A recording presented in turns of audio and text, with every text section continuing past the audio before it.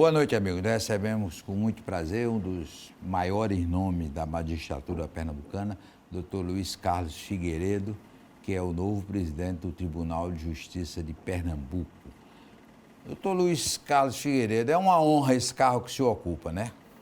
É uma honra e muito trabalhoso também, mas acho que a gente pode fazer um bom trabalho, não só para o judiciário, mas para o povo pernambucano, com a colaboração de todos. Como é que o senhor encontrou o quadro funcional do tribunal? Bom? Tecnicamente é muito bom, mas há uma certa desarrumação que já existia mesmo antes da pandemia. Hoje todo mundo só quer trabalhar em teletrabalho. A modernidade chegou para ficar, mas não pode ser só assim. O povo também tem o direito do atendimento direto, pessoal. Então, como equilibrar essas necessidades e essas vontades?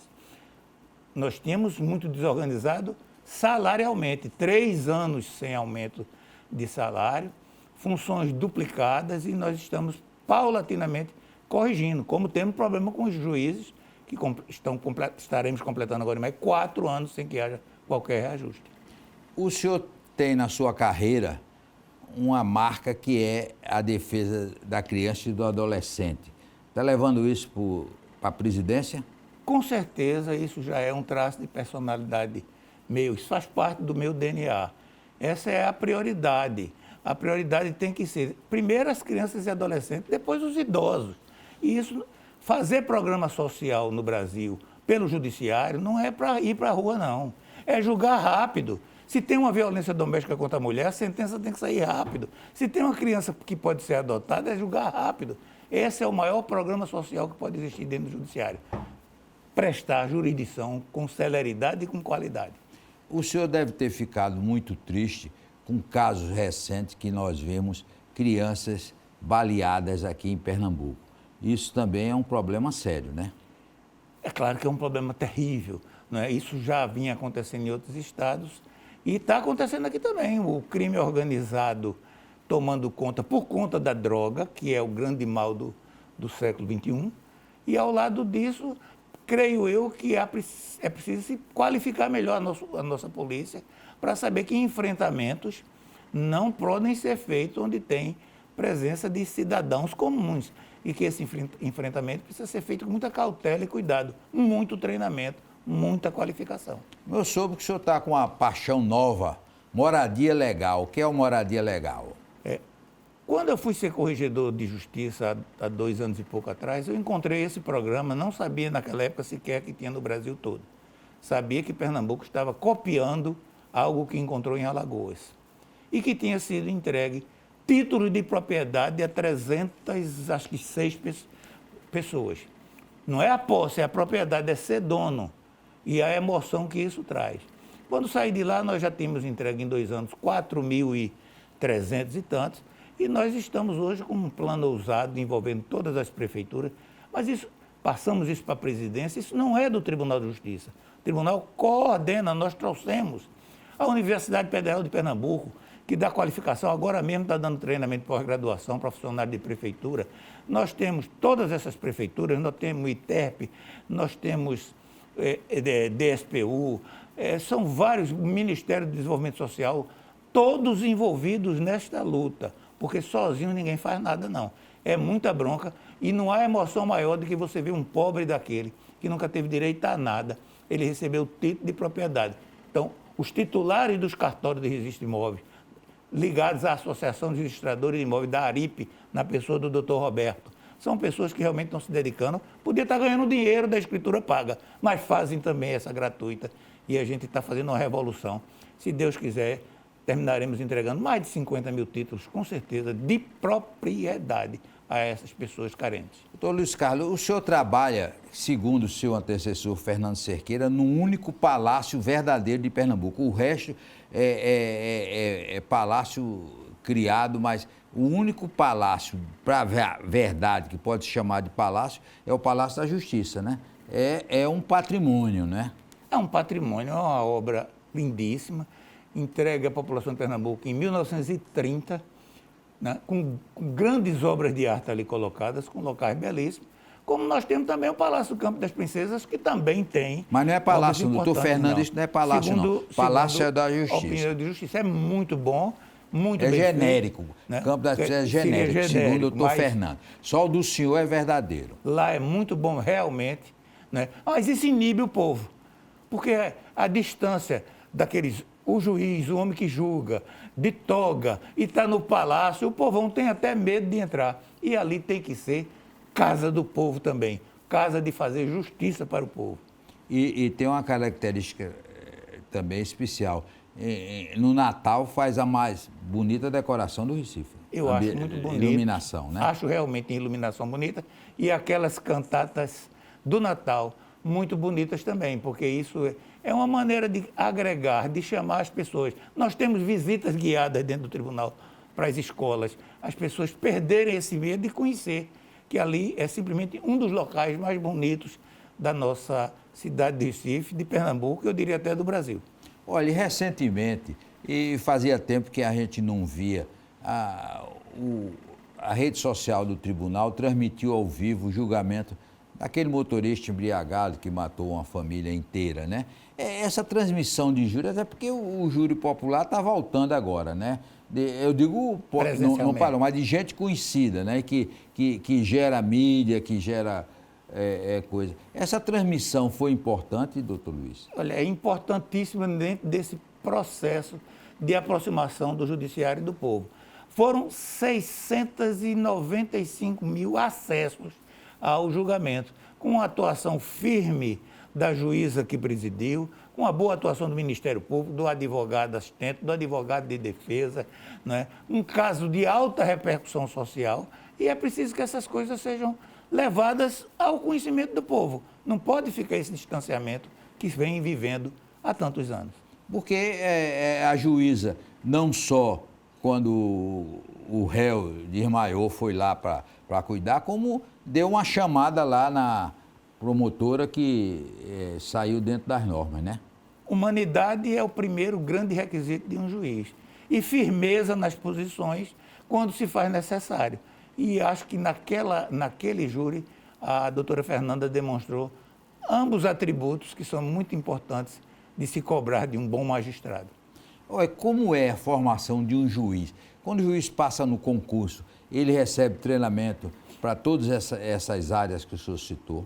O juiz é treinado com 360 horas depois, não era assim no meu tempo, mas já há alguns anos com 360 horas, aprendendo em tudo e de tudo o como proceder, inclusive algumas matérias, por exemplo, a minha área da infância, da minha origem, onde nós não temos isso nem na faculdade, eles são treinados para presidir as audiências do chamado depoimento acolhedor, que são depoimentos diferenciados para crianças e adolescentes vítimas de abuso sexual.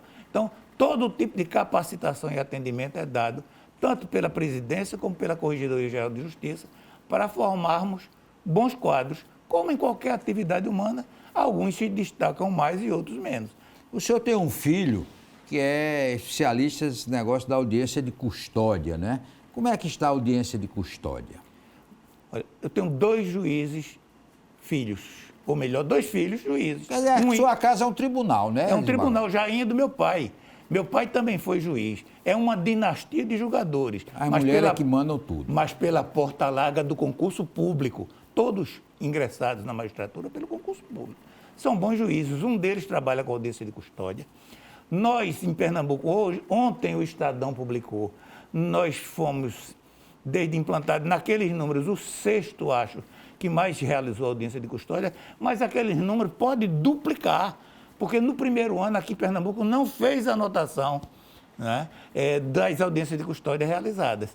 E estamos fazendo, isso está só se evitando que um cidadão de bem fique preso desnecessariamente. Algumas pessoas se dizem contra, falam daquilo que não conhecem. Um homem de bem cometer um crime de ocasião, ele não pode ficar preso para ser contaminado pelo crime. As médias de quem fica preso é mais ou menos 30%. O que acontecia antes? O juiz dava o alvará de soltura, passava 6, 7 dias para o sujeito ser solto. Hoje ele vai em menos de 24 horas, ele está na rua, né? E os que ficam são aqueles que precisam ficar. Então é uma conquista social, sim. a audiência de custódia quando bem executada. Aí eu vou mais além. Eu acho que a gente devia realmente priorizar a audiência de custódia em teleaudiência, sem precisar da presença física. Porque o que é que precisa saber ali?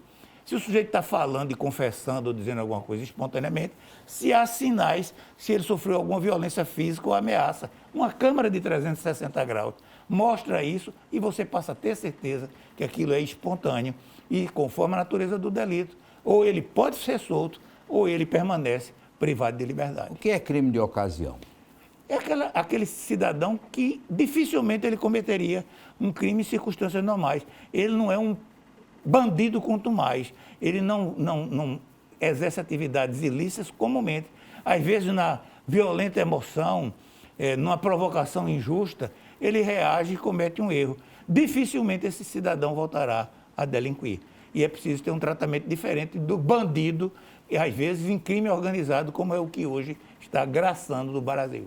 Porque eu acho, como exemplo, recentemente nós vimos na televisão um ator, o apresentador fez uma crítica grosseira à esposa, ele foi lá e deu uma tapa. Né? É um crime de ocasião. É um crime de ocasião.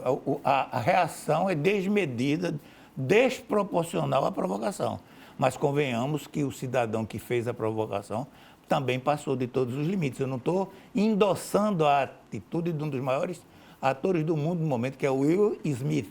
Eu estou simplesmente dizendo que essa pessoa dificilmente tornará a cometer um delito daquele. Ele devia ter tido já algumas outras provocações e reagiu naquele momento. Se a pessoa tivesse tido um mínimo de educação e não tivesse feito uma provocação daquela natureza, dificilmente teria acontecido um problema com ele ou com qualquer outra pessoa. Eu só acho errado é que puniram ele e não puniram o apresentador que fez um comentário grosseiro contra a esposa dele. Eu voto com o relator, eu acompanho o seu voto. É? Eu acho que a punição tem que ser para ambos. Depois do intervalo, nós vamos continuar conversando com o doutor Luiz Carlos Figueiredo, presidente do Tribunal de Justiça de Pernambuco.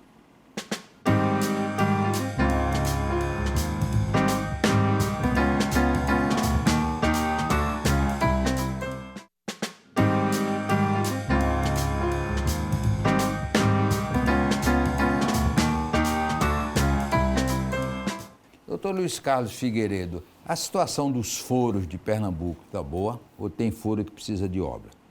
Todos, praticamente todos, precisam de obra, especialmente o Foro do Recife. O Foro do Recife tem quase 30 anos de construído e pode-se dizer que não teve manutenção preventiva. Nós alteramos até o horário de funcionamento, porque hoje é o problema menor e, ao mesmo tempo, pior de resolver. O sistema de refrigeração. É um modelo antigo, com máquinas que ninguém tem mais para fazer, e tira-se de dentro dessas cápsulas quantidade de verdadeiras pedras. Tem que fazer uma limpeza geral. Eles dizem que não pode fazer com o expediente normal, nós baixamos só para 7 às 13, dali eles emendam e começam a fazer a limpeza. Eu estabeleci um prazo de 120 dias, mas mesmo já estando na sexta concorrente da licitação, eu tenho certeza que entregaremos à população em prazo menor. Mas, ao mesmo tempo, temos que resolver ali o problema hidráulico, elétrico, aquelas placas que ficam ao lado. Fora é muito bonito, a sustentação das telhas, as platibandas estão corroídas pela ferrugem. Então, são muitas coisas, mas aí será mais fácil de fazer, porque nós iremos isolando áreas, consertamos, passamos para outra. Já a parte do ar-condicionado é um problema pequeno, mas temos que desligar tudo, todas as tardes e noites, até voltar à normalidade. No interior, muitas também com problema. Tomás de Aquino. Tomás de Aquino ainda é um refrigério onde está a Corregedoria Geral de Justiça e alguns órgãos de administração, né? Tá bem, mas no interior nós temos muitos problemas, principalmente, eu diria hoje, em Paulista, Cabo de Santo Agostinho, Vitória de Santo Antão. Estamos no caminho, no plano de 100 dias da gestão, para darmos prioridades a esses. Temos vários locais aí que tem problema de segurança, invasão de prédio, não tem uma câmera para filmar. Então, nós estamos tentando corrigir problemas que isoladamente não são graves, mas no conjunto da obra precisam ser resolvidos. Os funcionários, os juízes e o público demandante têm direito a ser atendido num local minimamente condigno.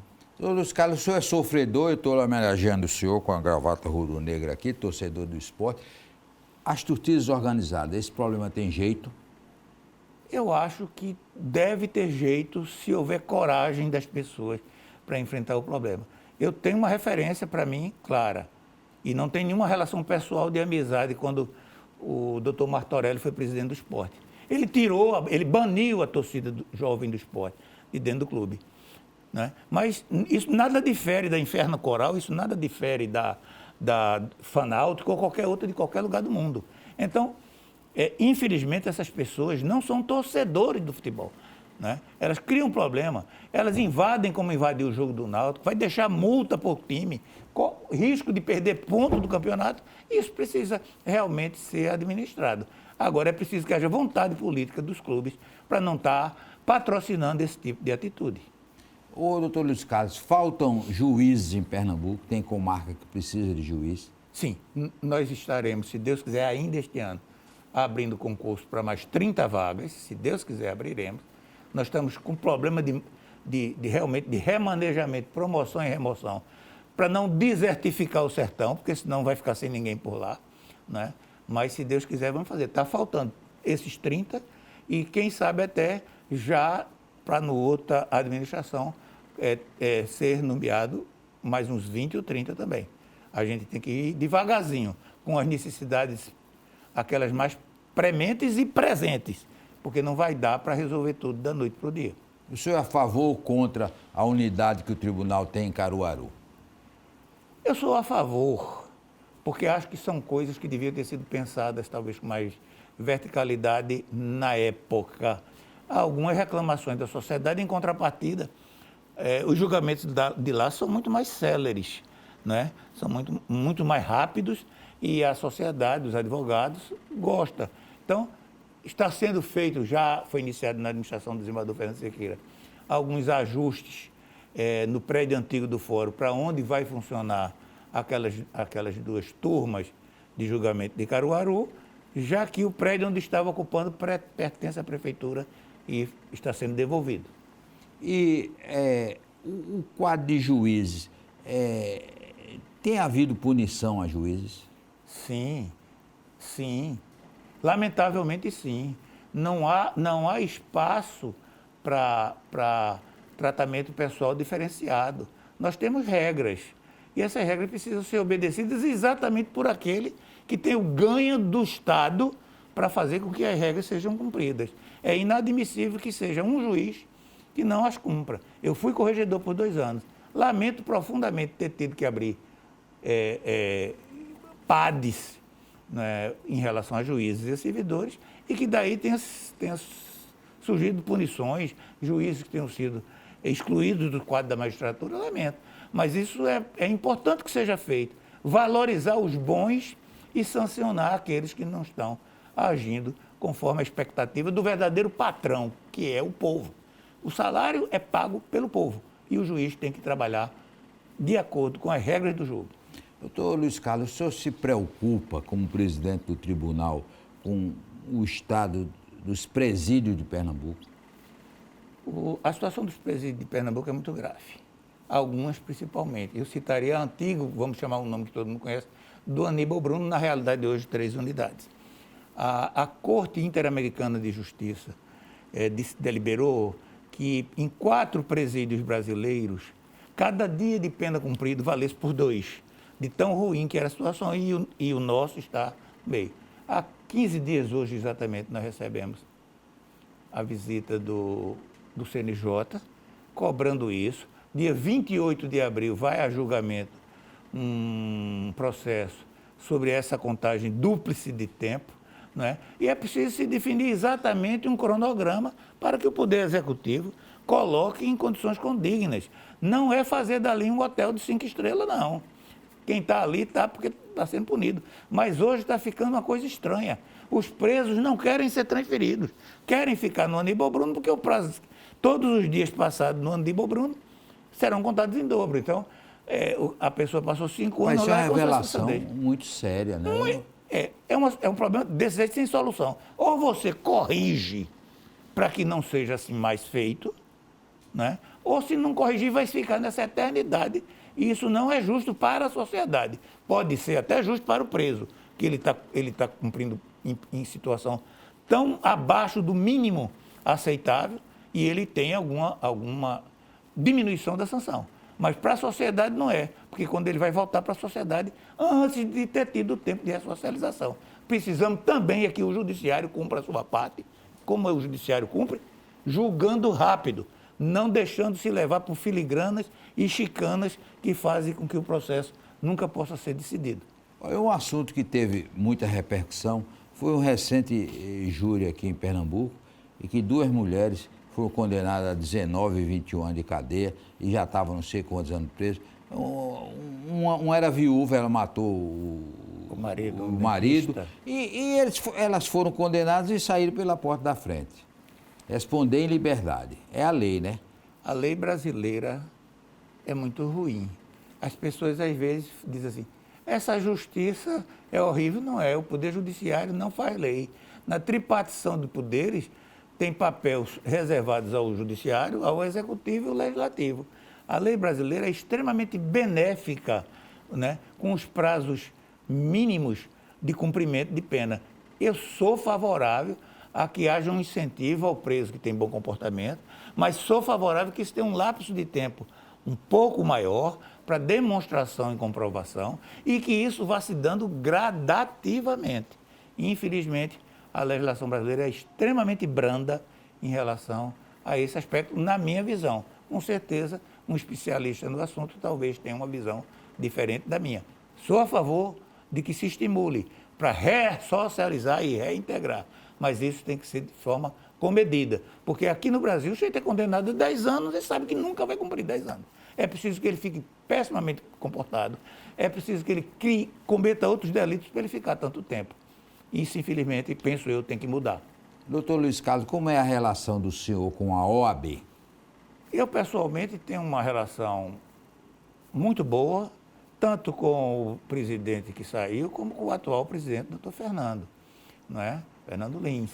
Eu acho que deve haver exatamente isso, respeito institucional do Poder Judiciário com a OAB, com a Defensoria Pública, com o Ministério Público de Pernambuco, com o Poder Executivo, com o Poder Legislativo, tudo sendo dialogado, né? Porque é impossível, nenhum desses setores conseguirá resolver seus problemas sozinhos, né? Compreendendo as dificuldades dos outros e para que eles também compreendam as nossas.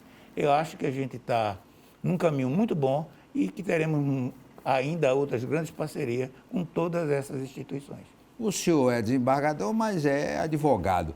O desembargador é sócio da OAB? Não, não é sócio. Foi sócio algum dia, né? Foi associado, foi filiado.